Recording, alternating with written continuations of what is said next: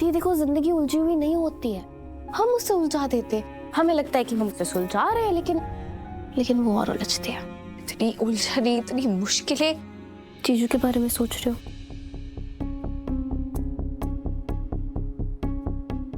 तुझे पता है गायत्री, शादी ना जिंदगी में बहुत बड़ी चीज होती है। दोनों शादी के बाद पति पत्नी बन जाते हैं, उनके रिश्ते में प्यार होता है, लेकिन झगड़े भी होते हैं। पर सबसे बड़ी बात यह है कि वो दोनों एक दूसरे के लिए बने होते हैं, पर एक दूसरे का दिल भी सबसे ज्यादा वही दुखाते हैं। रुलाते भी वही है, हंसाते भी वही। पर पता है तुझे दुख की बात क्या है? कि दोनों ना एक साथ एक दूसरे से प्यार नहीं करते। मतलब कभी पति का प्यार ज्यादा होता है पत्नी के लिए, तो कभी पत्नी का प्यार ज्यादा होता है पति के लिए। दोनों एक साथ एक वक्त पे एक जैसा प्यार ही नहीं कर पाते। एक को कब ही प्यार मिलता है हमेशा। आप ना बहुत अजीब बातें कर रहे हो। जिंदगी अजीब है, कब शुरू होती है कब खत्म पता ही नहीं चलता। दी आप ना कुछ ज्यादा ही सोच रहे हो, और सोच सोच के खुद को उलझा रहे हो। आप ज्यादा मत सोचो, आप सो जाओ, आपको रेस्ट की जरूरत है। मैं ठीक हूँ गायत्री, बस जिंदगी को समझने की कोशिश करी। फिक्र तो मुझे तेरी हो रही है, तू जाकर सो जा, मैं ठीक हूँ। अगर आप ठीक हो तो फिर आपकी आंखों पे ये आंसू क्यों है? मैं बता रही हूँ तुझे, आंसुओं को ना मेरी आंखों से प्यार हो गया है। बरसात की तरह बस बरसते रहते हैं। सावन का महीना समझ के रखा है मेरी आंखों को इन्होंने। दी बातों को टालना कोई आपसे सीखे। मतलब अपने दिल की बात तो मुझे बताओगे ही नहीं, है ना? दिल में कोई बात होगी तब भी तो बताऊंगी ना। सच में कुछ भी नहीं है, चल तू जाके सो जा। मैं नहीं जाऊंगी। गायत्री जिद मत कर, सब सो गए, तू भी जाके सो चल। अच्छा, मतलब मुझे यहाँ से भेज के ही रहोगे? जिद्दी तेरी बहन हूं ना, है ना? चल अब जाके सो जा। अब ज्यादा मत सोचो और आप भी सो जाओ। शुभ रात्रि। शुभ रात्रि।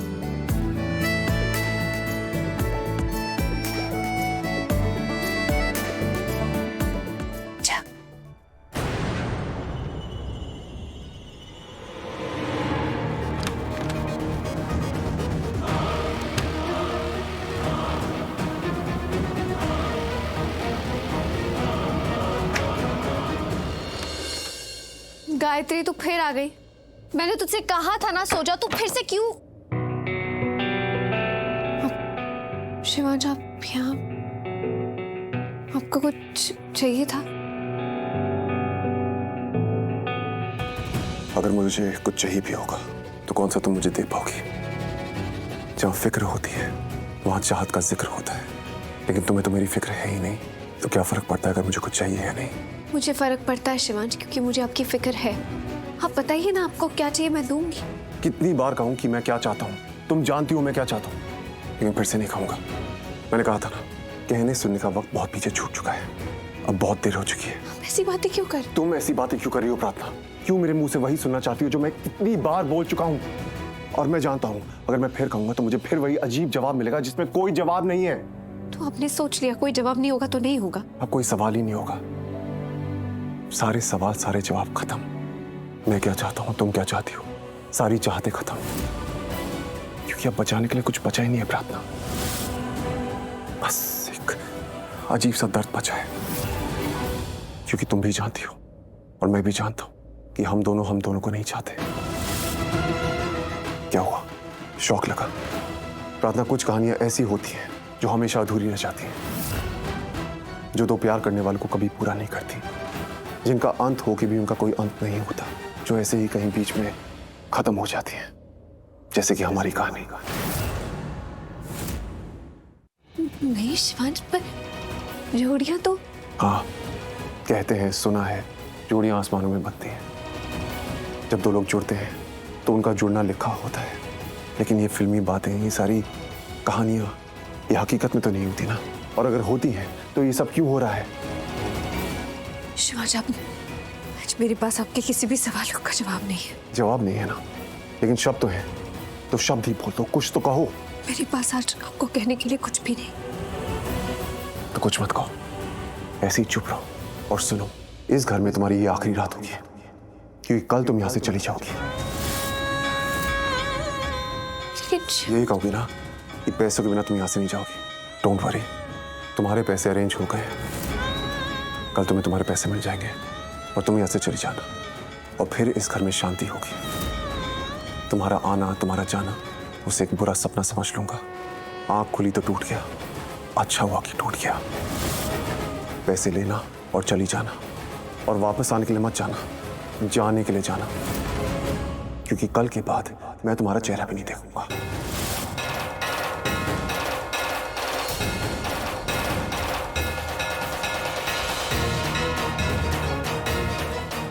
कल से क्यों? ना तुम मुझे दिखोगी ना मैं तुम्हें दिखूंगा। आज इस रिश्ते को खत्म करते हैं।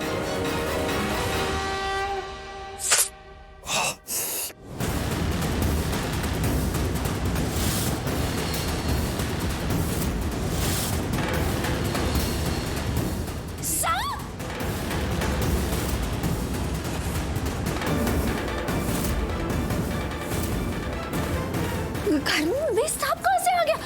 शिवाज को डस लिया। बचाओ, कोई है? मोहम्मद, तानिया, सोनालिका, शिवाज को सांप ने काट लिए। कोई आइए, डॉक्टर को बुलवाइए प्लीज। शिवाज, शिवाज, आपको सांप ने काट लिया। नहीं, मैं आपको कुछ भी नहीं होने दूंगी। क्या हुआ? क्या हो गया शिवाज को? बुआ, शिवाज को सांप ने काट लिया। शिवाज को सांप ने काट लिया? शिवाज को सांप कैसे काट सकता है? मैंने देखा, अपनी आंखों से देखा। उस शिवाज को डसने के बाद वो वहां उस खिड़की से बाहर चला गया। शिवांश को सांप ने काटा है तो हमें उसे एंटीडोट देना ही पड़ेगा, क्योंकि सांप बहुत जहरीले होते हैं और उनके काटने के बाद कुछ ही मिनटों में इंसान की मौत हो सकती है। मेरे शिवाज को कुछ नहीं होगा। शिवाज, क्या हुआ? वीर, क्या हो रहा है यहाँ? गायत्री, शिवांश को सांप ने डस लिया है,